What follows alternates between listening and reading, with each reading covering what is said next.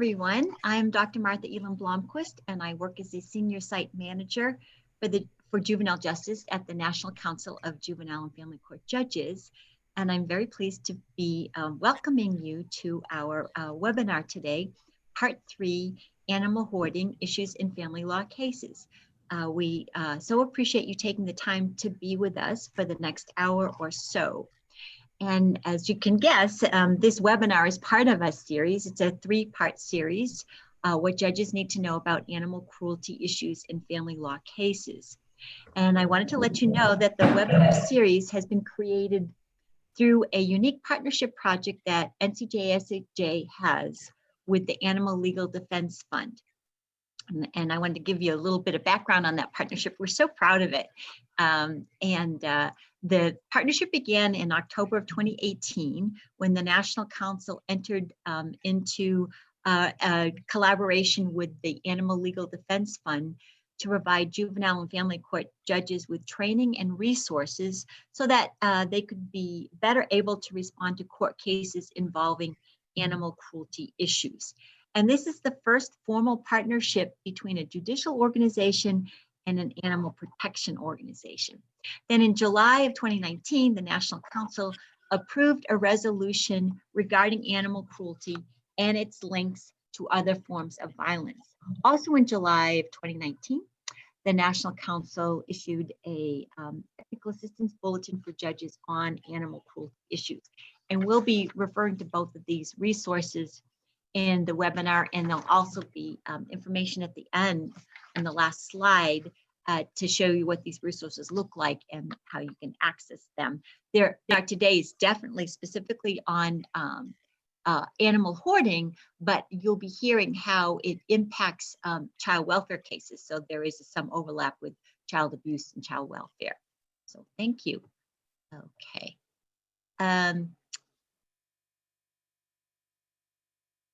So I did want to say that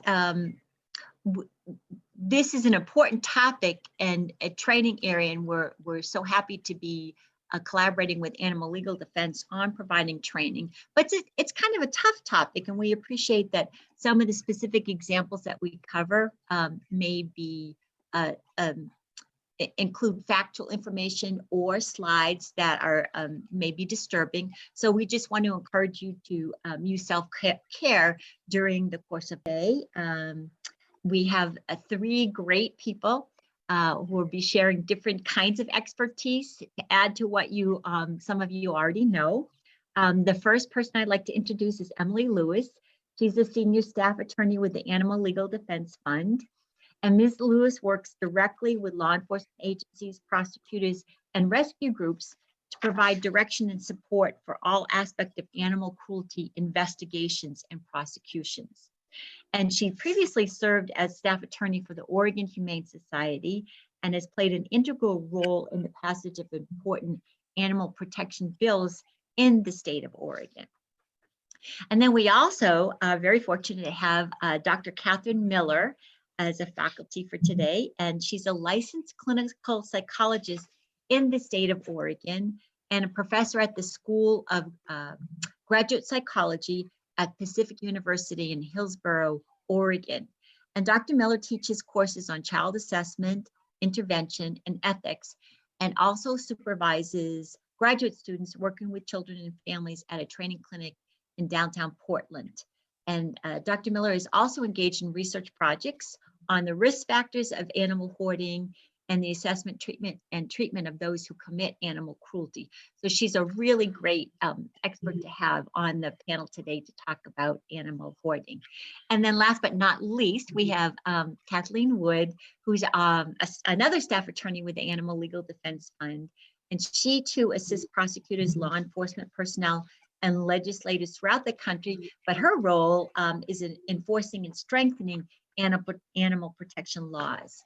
And she has one of her projects with the Animal Legal Defense Fund is to oversee the annual Animal Protection Laws Rankings Report. And that compares the various strengths and weaknesses of each state's animal cruelty laws. And that's the resources that we will include in the Google Drive of resources. So it's, I would invite you to take a moment at some point to look your state up and to see how your state ranks in the report on what it's got on the books that's strong for animal welfare, and maybe where there is work to be done. We do plan to save a little bit of time for questions at the end of the presentation, but do feel free to put your questions into the chat, and Kathleen will be serving as moderator for the questions too. So I think with that, let's turn it over to getting into the substance of the webinar, and I'll turn that to that responsibility to start with to Emily Wood. Emily, excuse me, Lewis, I'm sorry. Thank you, and thank you everyone for joining today, and to NCJFCJ for their partnership in this webinar series. I'd also like to take a quick moment to thank the Oregon Humane Society for some photos and case studies that will be featured in today's presentation. Our objective today is to give you a deeper understanding of a person who struggles with hoarding, specifically animal hoarding, and how that may cross over into the work that you do in the system.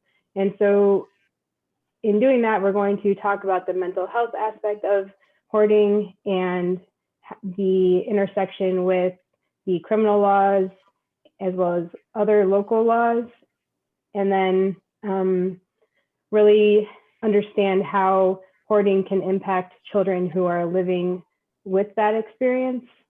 And then finally, what you can do in your profession to address the factors that come up. And to start with, I will turn it over to Dr. Miller to help define what hoarding is, and specifically animal hoarding. Great, thank you, Emily. So let's start first by acknowledging that there's very little research on animal hoarding. We really need a lot more to help us understand the phenomenon more fully. But here's what we do know so far. There seem to be 4 causal factors of animal hoarding. It's possible that some people have a traumatic brain injury or some congenital brain dysfunction. PET scans, which measure glucose metabolization in the brain, have found that object hoarders have lower rates of glucose in the visual processing area of the brain. Unfortunately, we don't know if this is true about animal hoarders, but it is an area we should do more research in. It also could be due to a learned behavior. We know that object hoarding runs in families. It seems that object hoarders learn from their parents how to hoard. We don't yet have data on this for animal hoarders. Again, it's an area we need to learn more about. It also could be due to disordered attachments as a child. One study found with animal hoarders now, at least we finally have a study on animal hoarders, that they had significant histories of childhood trauma, such as physical or sexual abuse. And these children then turn to animals as attachment figures rather than to adults. Finally, we think that animal hoarders often have traumatic precipitating events when they're adults. Usually we find that there's some loss soon before they started hoarding, like the death of a partner, divorce, or a serious health crisis. Next slide. We've also found that there are 4 possible maintaining factors. So what keeps the behavior going? First is companionship. Animal hoarders anthropomorphize animals more than typical animal owners. So non-hoarding animal owners can describe their pets as similar to family members, but animal hoarders tend to describe their animals as full family members. They don't seem to see a distinction between the animals and other family members. It also can serve the purpose of control. Animal hoarders may not have much control in other areas of their lives, so the animals may be the one area in which they feel they have some control. It also may provide a purpose for their life. Animal hoarders often describe what they're doing as a mission or a calling. If they have no other purpose in their lives or very little purpose, hoarding animals may satisfy that need. for a purpose. It also can bring emotional comfort. Animals, as we probably most of us know, accept people as you are. They can help repair wounds to your self-esteem. They provide emotional comfort because they don't judge, they don't criticize, they don't give advice or disagree with you. And dogs in particular are intensely focused on humans. Some studies have found that looking into a dog's eyes releases oxytocin in a person, which increases feelings of bonding and closeness. But one thing I want to really stress here is it's important to note that animal hoarding is not altruistic in the typical sense of the word. People are not hoarding animals to help the animals, even though that's what they say they're doing. Instead, hoarding serves the deep-seated needs of that person. So one author called what they were doing pathological altruism. Next slide. So based on the possible causal and maintaining factors, psychologists believe that there is a strong mental health component to animal hoarding. It's not just a criminal behavior, it's not just a public health behavior. There's some mental health issues going on. Unfortunately, we still don't have a diagnosis that completely encompasses everything we see in animal hoarding. We do have hoarding disorder as a diagnosis in the DSM-5, and that would seem like the best diagnosis for this disorder. But really, if you look at the criteria, what's listed there really focuses on object hoarding rather than animal hoarding. The criteria don't really cover the severe level of dysfunction that animal hoarders have that object hoarders may not have. And finally, animal hoarders have much poorer insight into their issues. They don't seem to realize how bad the situation has become, whereas object hoarders often have better insight. Impulse control disorder is another diagnosis to consider. This would be something like kleptomania, where a person cannot seem to control their impulses. So with many animal hoarders, it seems like they cannot stop themselves from acquiring animals. We should also consider obsessive compulsive disorder. Here, a person has recurrent and persistent thoughts that are intrusive and cause them anxiety. To help manage those obsessions, they engage in repetitive behaviors that work to reduce their anxiety or distress. So animal hoarders may acquire animals in a compulsive way in order to manage whatever obsessions they may be having. We should also consider disorder. The essential feature of this diagnosis is the presence of delusional beliefs. For animal hoarders, they seem to have beliefs that are delusional in that they can maintain right to your face that their environment is great, that the animals are happy, that they are well fed, and that they are better taken care of in their environment than any other place they could be. So even when there's clear evidence of severe neglect, they don't seem to see it. And finally, we should consider dementia as a diagnosis. It's possible that animal hoarders are suffering from a loss of brain functioning so that they're not capable of making good decisions about their animals. Next slide.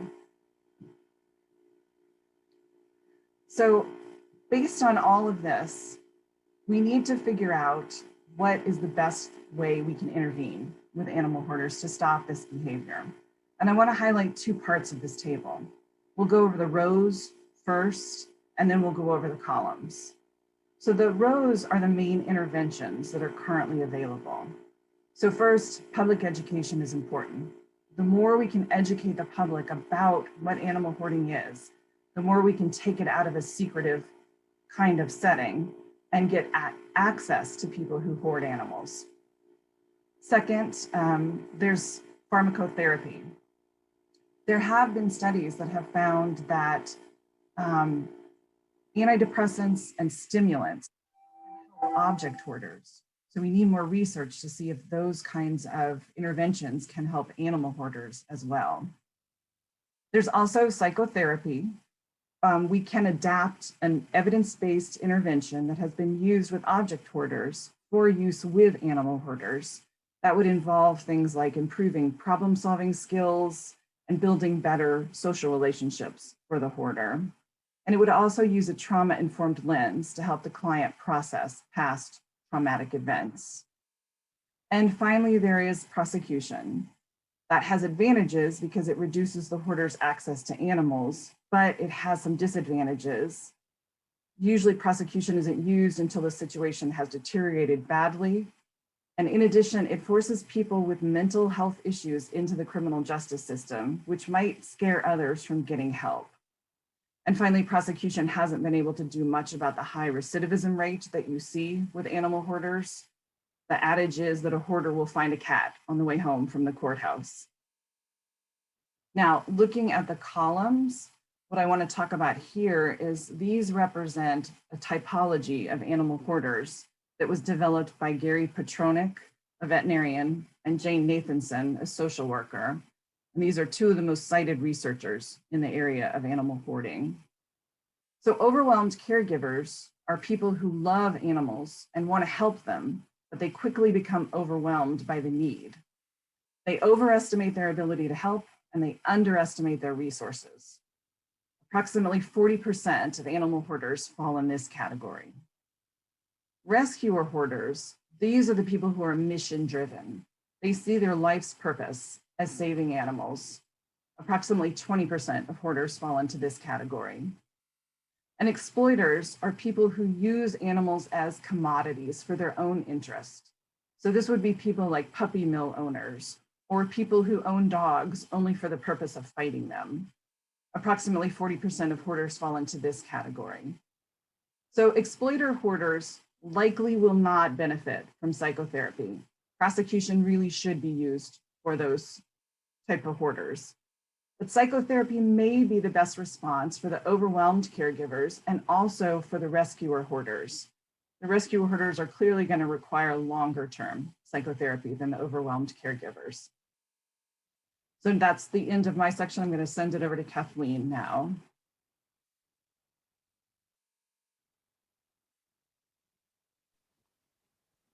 Sorry, just trying to turn my video back on. There we go.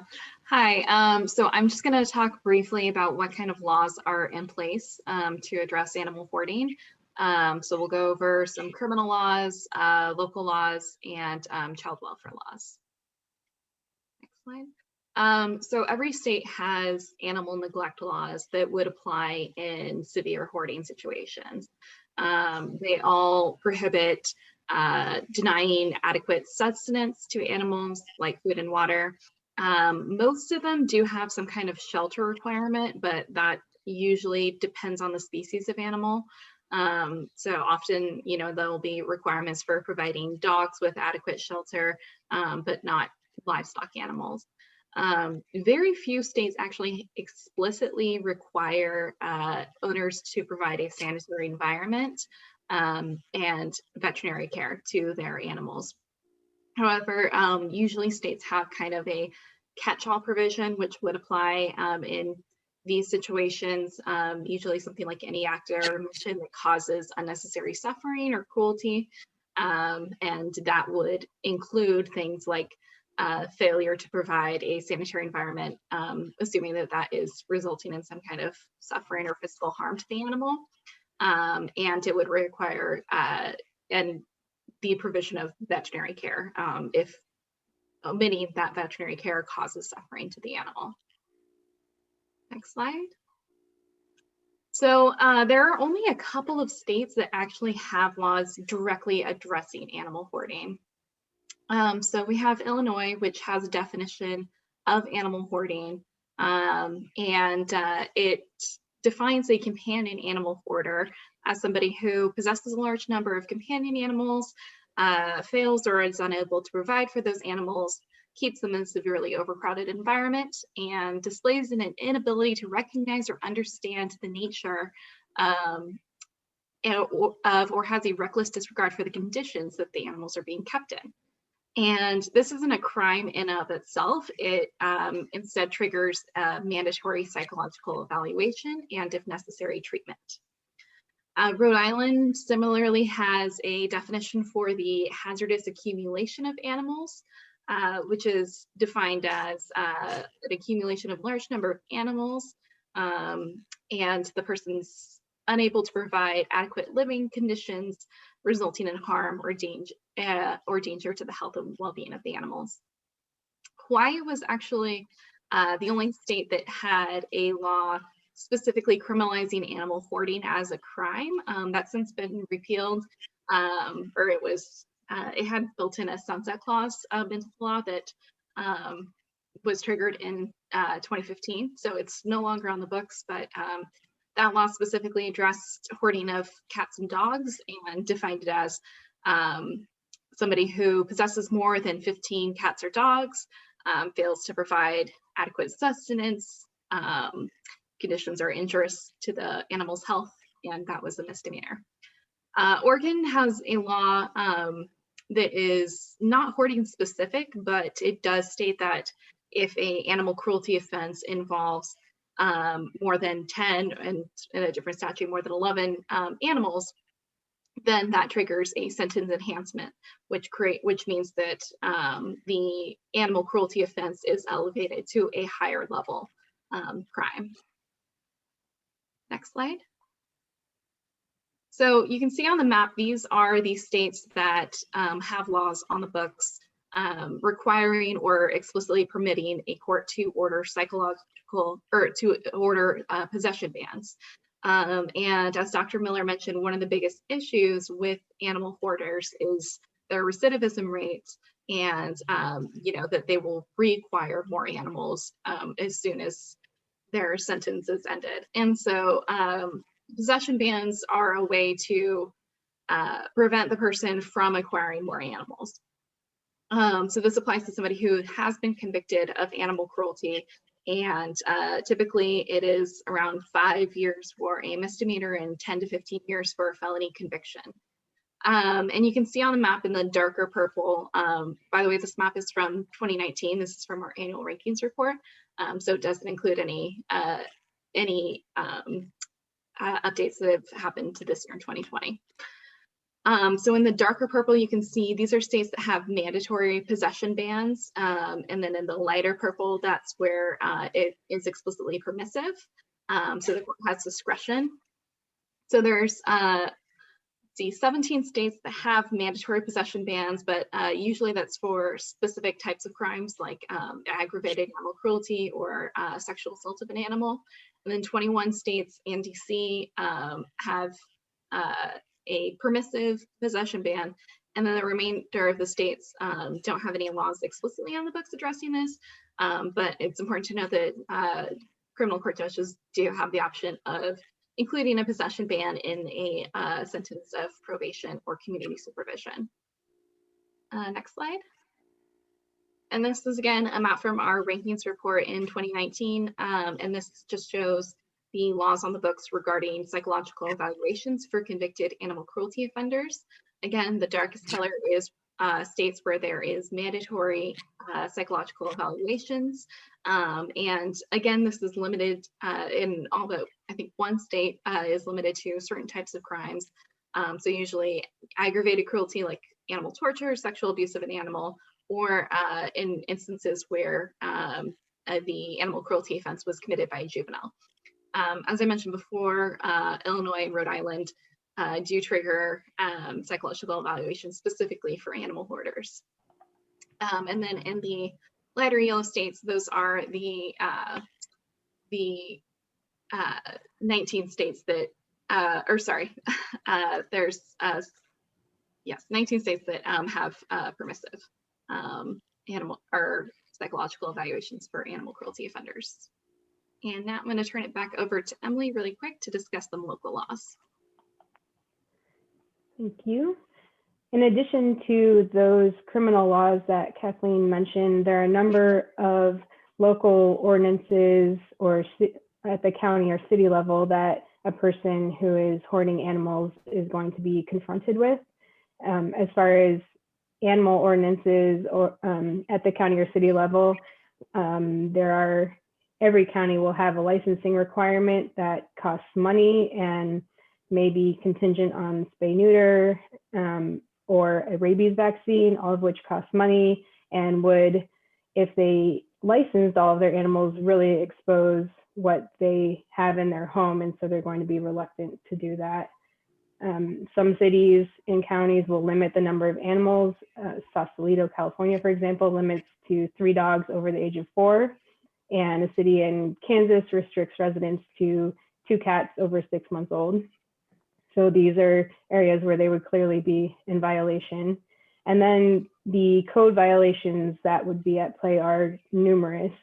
The debris and garbage abatement issues, vector control would be involved with the rats and other animals that come to also live in that environment, and the ammonia levels and the environmental contaminants from the burials that might be happening on the property. So typically in a case that, or in any situation where a group is coming together to address a hoarding situation, whether it's through a criminal case search warrant or just a general intervention in the community, all of these entities would or should be a part of that group. Turn it back over to Kathleen real quick. Thanks. So I just want to talk really briefly about how this can affect child welfare laws too. Obviously my area of expertise is animal cruelty laws. So if anybody has any additional information, please feel free to share it in the chat. But just generally speaking, some of the laws that can be triggered in animal hoarding situations involving children are criminal, child abuse, or neglect charges, and usually those don't specify anything like adequate sanitation like the animal cruelty laws will, but they'll instead have kind of this broad endangering the health of a child or adversely affecting health and welfare of the child, unjustifiably causing physical pain or mental suffering, or causing the animal to live in an environment injurious to their health or welfare. As far as I know, Oklahoma is the only state that actually says in its child neglect laws that child neglect can be a failure to provide adequate sanitation, hygiene to the child. Other areas where this might come up is in the removal or termination, the removal of the child from the home or the termination of parental rights. And again, that's usually a broad catch-all provision like endangering the health of the child or looking at the best interests and welfare of the child. And then finally, it could come up in foster home placement laws, which sometimes specify that a foster home needs to provide a sanitary environment for the children. Next slide. Yeah, and just to underscore how serious the hazards are that face children living in these homes, I wanted to go into a little bit more detail about what you encounter in these environments. And on top of this, the resistance of hoarders to let anyone in creates a significant barrier to social workers and family or other advocates that are trying to assess the environment where the child is living. If gaining access to assess a child's welfare is difficult in the first place, it's magnified tenfold in these cases. And the environmental hazards are very real and very dangerous. If someone's hoarding animals, then the ammonia in the air easily rises to levels that are dangerous to an adult, let alone a child. And I just wanted to add as well, ALTF, we helped on a case in Tennessee a couple years ago where it was an animal hoarding situation, and the ammonia levels were actually so high that the prosecutor charged an additional 2 counts of child abuse or child neglect because of just the exposure to that environment in the home. Sorry. Yes, thank you. Yeah, that is a perfect example. And the people who are going in to process these cases are wearing full personal protective equipment, including air filter masks. And it's very damaging for the people who are living in that home constantly without any of that kind of protection. And in the cases that I've been a part of, we found 1 or more utilities shut off in the homes due to the unwillingness of the hoarder to let people, repairmen or anyone else, into their home. And the amount of waste in these cases, both garbage and biological, is enormous and breeds all kinds of parasites. And finally, simply the amount and the nature of the debris is hazardous to children. Stacks of items can easily tumble over, and items that aren't suitable for children's interaction are easily accessed by them. And this next case study I'll talk about briefly is an example of those physical hazards. In this case, we were executing a search warrant on a large-scale animal neglect case, and the 3-year-old granddaughter of the suspects was there when the warrant was served. To enter this home, the scene processing team had to step over a 3-foot deep hole in the floor between the entryway and the home. There was debris piled up and around a lit wood stove on the main floor. And here's how the officer described the home in his crime report. He said, quote, "The entire home was in disarray and dangerous. The house was filthy with trash, debris, and many articles of clothing strewn about.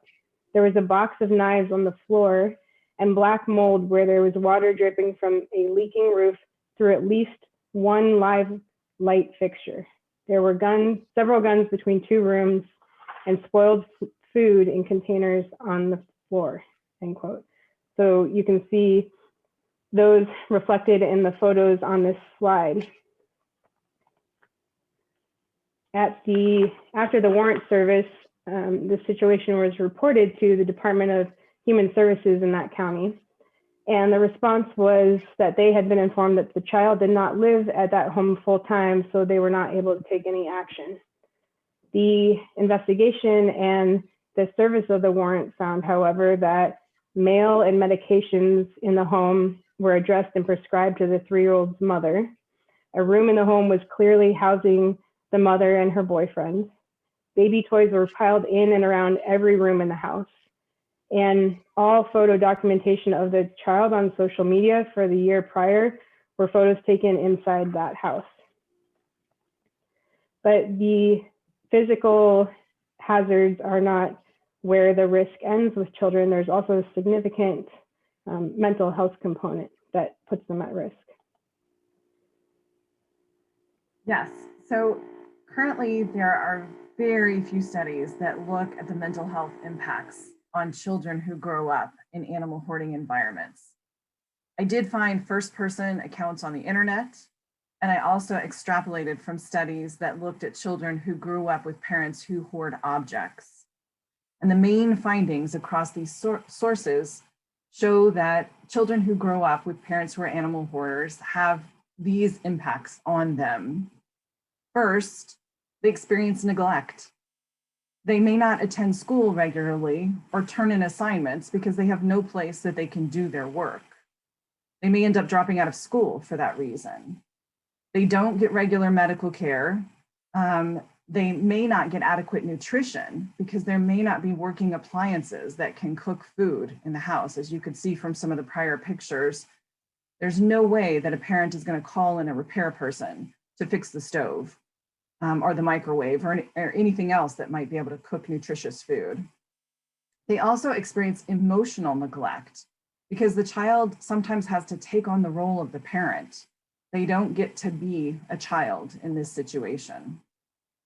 Second, children growing up with animal hoarding parents experience severe isolation. They can't have friends over to the house, clearly, as you can see from the pictures. And so they're not likely to go over to friends' houses because they can't reciprocate. So they start to isolate and not engage with peers in the way that is really important for children's optimal growth and development. Third, children growing up with animal hoarding parents often experience depression. They've reported feeling hopeless that the situation will ever get better. They feel helpless to do anything about it. And they experience really low self-worth because they see their parents valuing animals over them and their well-being. Fourth, children growing up with animal hoarding parents experience a lot of parent-child relational problems. They have very strained relationships with their parents due to the extreme anger they feel over the situation in which they're growing up in, and the shame they feel too over their parents' behavior. And finally, children growing up with animal hoarding parents experience a lot of trauma. So it may be things such as traumatic losses of pets. They may become attached to certain pets and then those die in awful ways or get taken away by the county. So they may experience those as traumatic losses. They may also have the loss of their home due to eviction because of the conditions of the home. They may also feel like they lose their parents if the state steps in and removes them from the home. And finally, they've lost their childhood, as again, they weren't able to experience a typical childhood or adolescence. It appears from the studies we do have that the impacts on children are worse when the clutter or the number of animals is increased. And it also appears that these impacts can last for decades, even after the children grow up and move out of the house. Next slide. We can draw information from a series of studies that started in the 1990s on childhood trauma. This is the Adverse Childhood Experiences studies. And the definition of adverse experiences includes abuse, neglect, and household challenges. And you can see that many kids in animal hoarding situations have had these types of experiences. Next slide. So what they have found from the ACEs studies is that early childhood adverse experiences have lasting impacts. So it's more likely that people who have more adverse experiences as a child will experience more negative outcomes as an adult. Specifically, they have a higher risk of engaging in substance abuse, dropping out of school, being diagnosed with cancer or diabetes. These are things you might not think have anything to do with early adversity, but they do. Experiencing severe bodily injuries, such as fractures or burns or traumatic brain injuries. So it does have a long-term negative impact. Next slide. I find this slide very impactful. The studies have shown that the cumulative impact of adverse childhood experiences can reduce life expectancy up to 20 years. The more adverse experiences you have, the less likely you are to live to an older age. Next slide. And this is the model of how ACEs might work. Hypothetically, we believe that a child experiences multiple adverse events. They then miss important developmental tasks due to those adverse events and the isolation that they experience. They turn to high-risk behaviors, such as drug or alcohol abuse, to numb those negative feelings. And if these high-risk behaviors are engaged in for years, disease and disability will likely happen, which then translates into an early death. The bottom line of all of these studies is that we have a small window to impact children, as there are many developmental tasks they're going through that they need to go through in order to grow up to be healthy, functioning adults. Next slide. So this is a case study that demonstrates the mental health impact of a minor living with a hoarding situation. In this case, a search warrant was served after the teenage daughter living in the home reported the terrible conditions the animals were living in. She was concerned about them. Prior to the warrant service, the animal control officer was contacted by the school where the teenage girl went, who told him they were concerned about her because she had been doing her laundry at the school so that she would have clean clothes to wear. And they were hoping that the investigation of the animal cruelty case would result in some action for the girl, because they had contacted Child Protective Services prior, more than once, they said, and to their knowledge, nothing had been done. So when we arrived to process the scene, the deputies who were assisting with the warrant service mentioned that they were familiar with the location because they had been called out many times before by Department of Human Services and Child Protective Services. The witness statements generated by the Oregon Humane Society's scene processing team included specific concerns for the teenage girl. Here are some statements from the Oregon Humane Society's scene supervisor that day. All of the rooms had a thick layer of feces and urine present, including upstairs bedrooms, which appeared to have been where the child was staying. Neither of those rooms had beds. One had a soiled recliner with a blanket on it, which looked like it may have been where a person was sleeping. The kitchen was one of the filthiest I have seen. The sink, stove, and every countertop surface was covered in dirty dishes, food waste, and splattered substances. There was a basement in the home, and garbage bags had been piled there for so long that they reached more than halfway up the basement stairs. At some point during the search warrant execution, law enforcement on scene pointed out that the minor child had been living in a small van outside of the house for the past several months due to the conditions inside the home. After the warrant, the girl was placed in foster care. She followed up with the supervisor at the Oregon Humane Society to check on the animals that had been removed from the home and expressed gratitude that the animals were out of the house and safe and going on to better homes. And then a little less than 2 months later, we received word from the animal control officer that the teenage girl had died due to suicide. It took the animal cruelty case to gain action for the girl in this case, but it was too late to address the trauma that she had experienced. And that is a very sad case study to end on, but it really drives home the point that it's important to be aware of these situations and that they exist, and that the people who create them are, in most cases, trying to hide them from the public.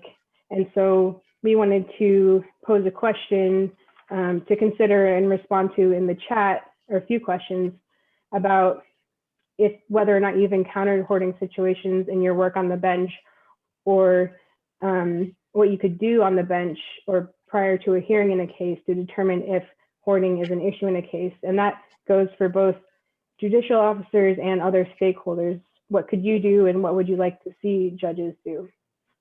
And we can come back to those comments at the end during the discussion, but we did just want to touch base on things that judges can do on the bench and off the bench. So coming from a psychological perspective, here's what I'm really interested in seeing. We need both evaluations of the hoarding parent and the child, and we need treatment for them.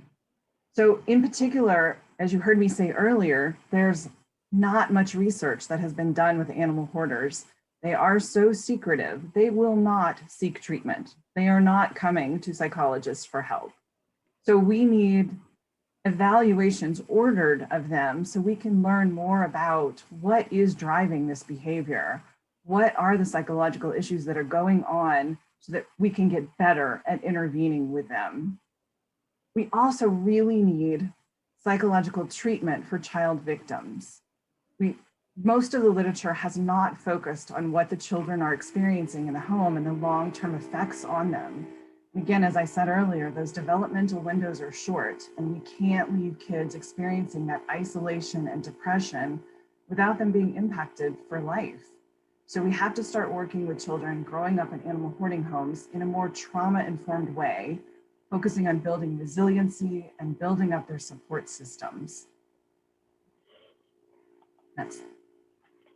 And then off the bench, there are a number of counties across the country now that have developed hoarding task forces to address those situations in their community. And they bring together a variety of stakeholders, and including mental health, and if it's an animal situation, the humane societies and animal control agencies in the area. And they traditionally meet regularly to make sure that they are ready to take action when a situation arises, and that they're there to try to help people that are struggling with this issue.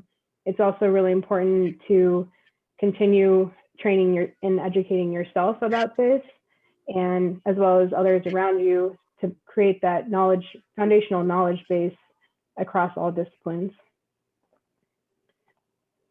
In furtherance of that, we are providing a resource list that's going to be you can access through a link that's going to be in the follow-up email after this webinar, but here are a few examples off that list. And definitely reach out if you have any questions about those or anything else regarding this topic. I'll turn it back to you, Martha.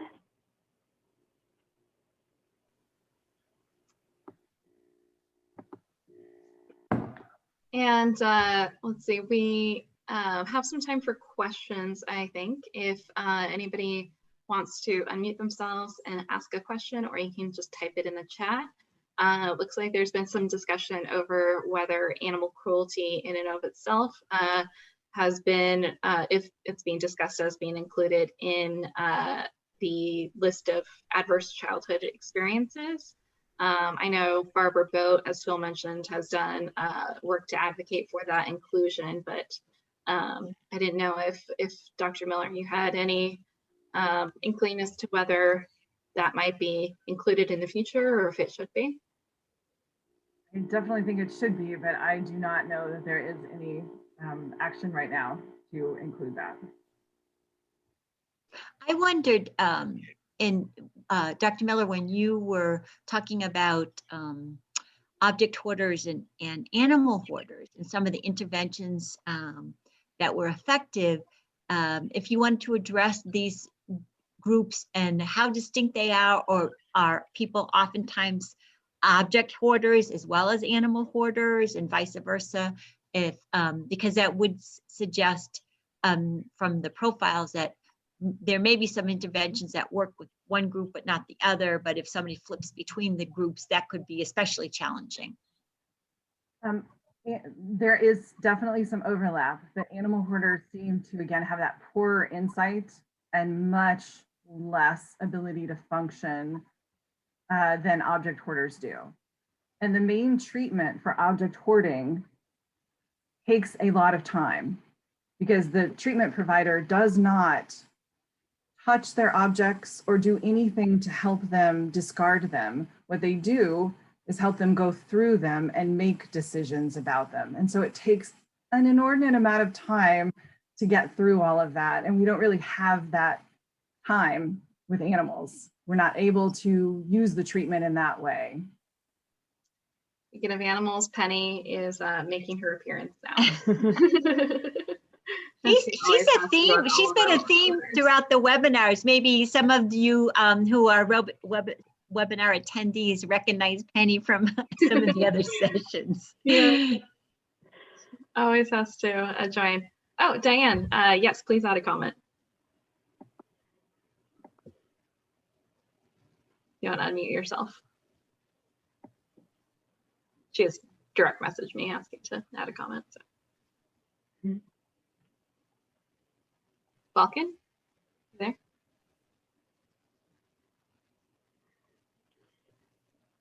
She said she can't unmute, somebody else has to. Elijah, can you unmute Diane Balkan real quick?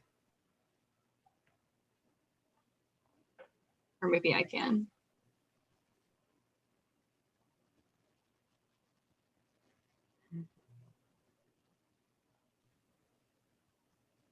Okay, there we go. I just wanted to add a quick comment to the slide by Kathy Miller about evaluation and treatment for the children as well as the hoarder. It's also really important to evaluate and treat the animals, because animals that come out of a hoarding situation have a host of issues. And I know that Frank McMillan, veterinarian used to be at Best Friends, I think he's still there, did an extensive study on animals that were in puppy mills and in hoarding situations and the emotional trauma. And I know, I'm sure, Emily, you can attest to the fact that, let's say, for example, cats in a hoarding situation are often feral in nature, and it's very difficult to adopt them out. Just wanted to throw that out there as well. Yeah, that's a really good point. Yeah, that's a good comment and absolutely true. Yeah, and that's one of the things that we advocate for in animal cruelty cases to be taken into account for restitution is actually to be able to pay for an animal behavioralist to rehabilitate animals who have suffered that kind of psychological trauma in a cruelty or neglect situation. You know, often restitution will only cover the costs of feeding the animal and sheltering and providing veterinary care, but often the psychological injuries are just as important to treat. So thank you for pointing that out, Diane. I wondered if any of you wanted to address if we have some of the judges who are participating, and we know how judges can be leaders to bring stakeholders together. And Emily, you mentioned a task force or whatnot on hoarding. If judges were going to convene a good group of, an effective group of stakeholders, who do you suggest that they would consider? What stakeholder groups would you encourage judges to reach out to bring together to look at these overlapping issues and needs and considerations for a community? Yeah, I think in the task forces that I've been a part of, it really was very heavy on the mental health aspect of it because of out of a concern for the person. And often we would have disagreements because of the issue that Dr. Miller raised about the need to intervene and deal with the situation is very different when you have 100 severely suffering animals versus a number of objects, and you're working through that process. But I think if you can get a group together that represents all those interests, then you can figure out the best way to handle the situation for the person and the animals. But generally, I think it would be a lot of mental health and social worker groups, as well as the city or county, the local groups that are going to have to respond to just the environmental issue of that residence, because oftentimes it may have to be condemned depending on what they're collecting and how long it's been going on. So I think the more diversity you can have in that group, the better. And it occurred to me too, and Diane commented on this in the chat, of the whole, all of the environmental hazards, right? Similar to when family members have drug paraphernalia, and when a social worker, child abuse investigator, child abuse worker comes to the home and does an investigation where there's allegations of substance use or manufacturing or whatever. And so I think social workers or child protective services investigators probably trained in what to look for when it comes to utensils and all of the chemicals for cooking, substance use, and the labs and whatnot. And I doubt that they're equally trained in understanding the environmental hazards when you have a hoarding situation. But it seems like they're very similar kinds of issues of what to look for. And these are indicators that this is a dangerous environment for children. Yeah, and if you do get entry into the home, the good news is the signs of animal hoarding are not subtle. Yeah. The smell will hit you before you even enter the building. But as Dr. Miller and Emily said, it's often an issue of actually getting access because of the secretive nature of animal hoarders. Right. But I guess in terms of a task force, you would want to have somebody from social services, child welfare included, so they are aware of the issues, what they're looking for, what are indicators, and especially the secretiveness, even to let you in the door, because once you open the door, it's going to be pretty obvious, as mentioned. Yeah. And just generally it's kind of the whole theme of the webinar series is that cross-reporting across disciplines with animal cruelty and human victims is so important, because you see that crossover at every pass with these cases. So that's really going along with that theme. And also along with elder abuse, I've seen hoarding situations where the hoarder will have their elderly parent living in the home who will be bedridden and forced to remain in that incredibly unsanitary environment. Sorry, my cat's trying to walk on my keyboard. Yeah. Well, I've just noticed that we have come to the end of our time together, and I want to thank all of you participants for participating today, and also clearly the faculty. Thank you so much for your expertise and your time. We would ask you, if you have a moment, for those of you attending the webinar, if you would complete a short evaluation that will come to you once the webinar is over. And please feel welcome to direct any additional questions, concerns, or what have you on this topic to the faculty in our email addresses are provided here. And then in addition, you'll be receiving access to a Google Drive from Elisha that will have lots of the resources we spoke of today. So on that note, I would like to thank all of you again, faculty and participants, for joining us on this important topic. And I hope that you each are walking away with something new or a different perspective that you did not have when you walked into the session. So thank you very much, and may you have a good rest of the day.